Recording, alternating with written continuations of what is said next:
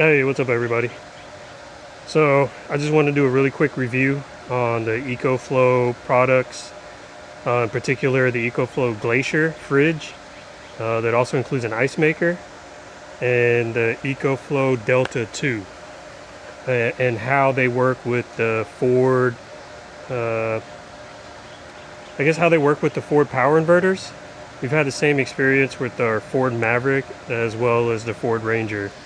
So as a little background, we have a 2025 Ford Maverick Tremor that we received New Year's Eve, so right at the beginning of 2025, end of 2024.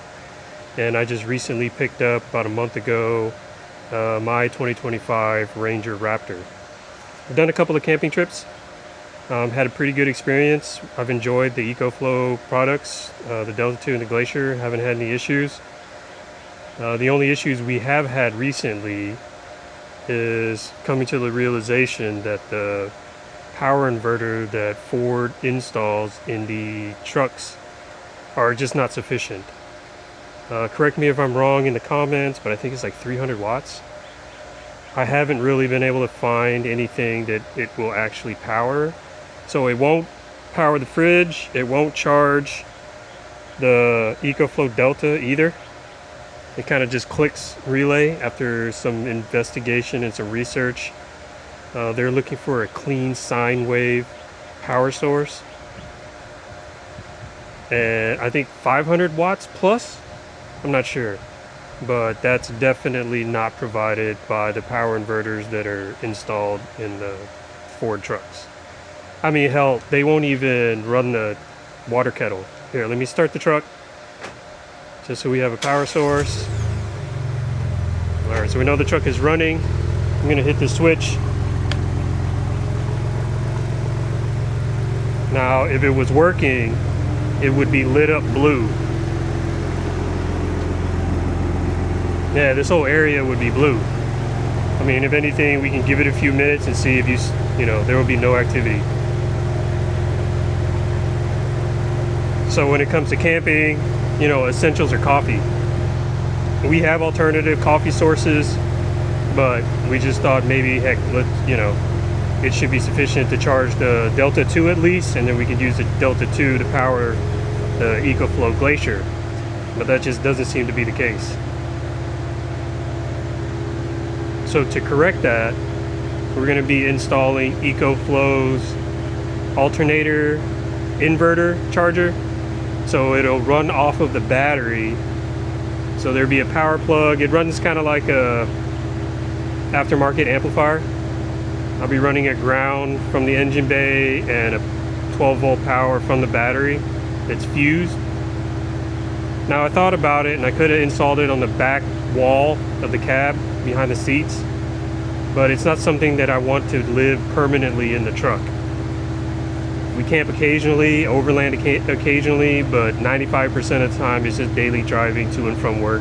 So I don't really need that in the truck at all times. So I'm probably going to run the power source to underneath the driver's seat. So whenever it comes time, I'll plug it in underneath the driver's seat. The Delta 2 typically lives behind my seat on the way to and from. So in that case, I'll plug it in, run the cable from the inverter to the Delta 2 to charge it, and once we get back and we're done, I'll just unpack everything, and the only thing that will permanently live in the truck is a 12-volt power source. So yeah, it's been a few minutes of me talking, rambling, and still there's no water, is not boiling. So let me go ahead and stop the truck. Okay, so if you double tap the remote start, it will stop and turn off the truck. Okay, hopefully you guys can hear me better. Let me show you what the power inverter, EcoFlow's power inverter looks like.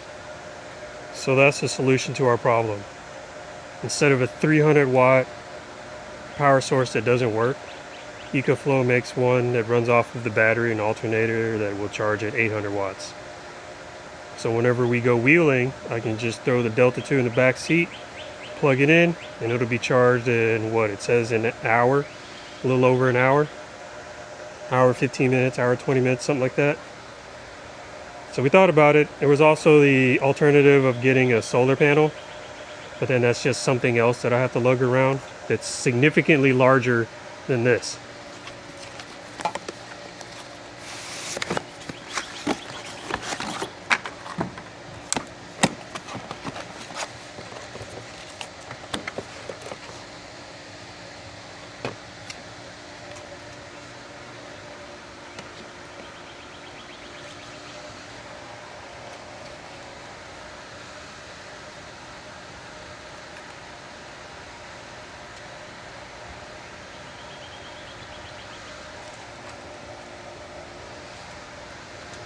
So as you can see, it's not that big. It won't take up that much space underneath my seat when we're road tripping and heading out to the site and while we're wheeling.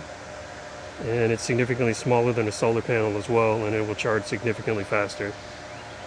So that's our solution to Ford's deficiency in the provided power source. And then we're going to be packing up and heading out to Big Bend in the next couple of weekends, so there will be a video of me installing this guy before we head out. It'll be coming out soon, and there will be a more extensive review of the EcoFlow Glacier with the auxiliary battery installed, so it'll live a lot longer. I'll give a long term, or how long it really lasts. That's what I'm trying to say. When I ordered the extra battery, it came with the wheels and the handle, and then this I don't know what you would call it, this insulated surround that came with it. It fits like shit, and you can see it barely fits on there. I'm considering just taking it off, but a little bit of insulation will help it stay cooler and make it more efficient. The Delta 2, I've had no issues with it. I love it. You know, Hobbs down there. We're in Texas and deal with a lot of hurricanes and power outages, so having a backup source is key. Hey, what's up, guys? So we just made it to Big Bend. We're setting up camp now. I just wanted to give everybody an update on the EcoFlow. I know we're going to do a review on it. So we just got here. It's what? Almost 5 Friday afternoon. And you can see the EcoFlow is at 99%. We charged it on the entire way here at like 35 degrees. And then now that we're going on battery, I got it cranked to 40 degrees. So it's almost 100%, it's 40 degrees. And then the Delta 2 is at 99%. We were charging it here too with the alternator. So we'll see how long the battery lasts for the Glacier and how long the Delta 2 lasts for us. We're here, what, 4 days, 3 nights. We leave Monday morning on Memorial Day. And then we're gonna do Christmas mountain trail, head up to the mountain and then back home. I'll give you guys a count on how many times we make ice, just so you can get an idea of how long the battery will last. And then I'll let you know if we charge it at all, and if I charge the Delta 2 with the car, and if I charge the Glacier with the Delta 2. All right, guys. Hey, morning YouTube. It's the next day. We're here at Big Bend. It's yeah. You can see it's Saturday, 24th. Just want to give a quick update on the EcoFlow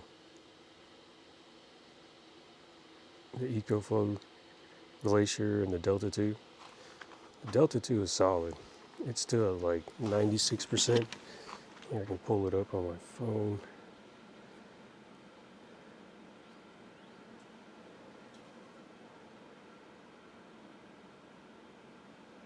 Yeah, 92%.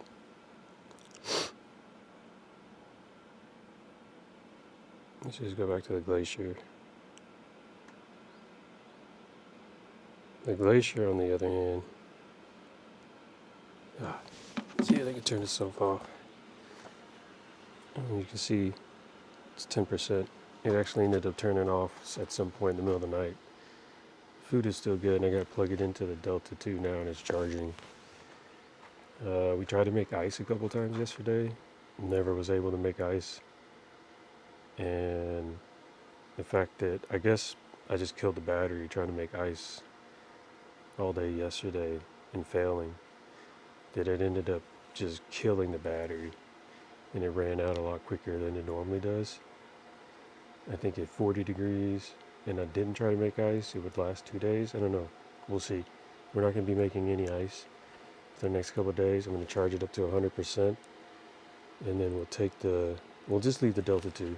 I won't even charge it in the car. We'll just see how long it goes. We don't really use it for much. I'm charging my phone. These LED lights that we string up at the campsites, they don't hardly take any power. They're LEDs, so there's not much of a draw. Alright, well that's it for the EcoFlow Saturday. You know, not much faith in the Glacier right now. I know there's a new one, so we'll see. I'll probably go back and contact them about the warranty and see about the ice maker, see what they say. Alright, I'll give you an update maybe later this evening or then another one tomorrow.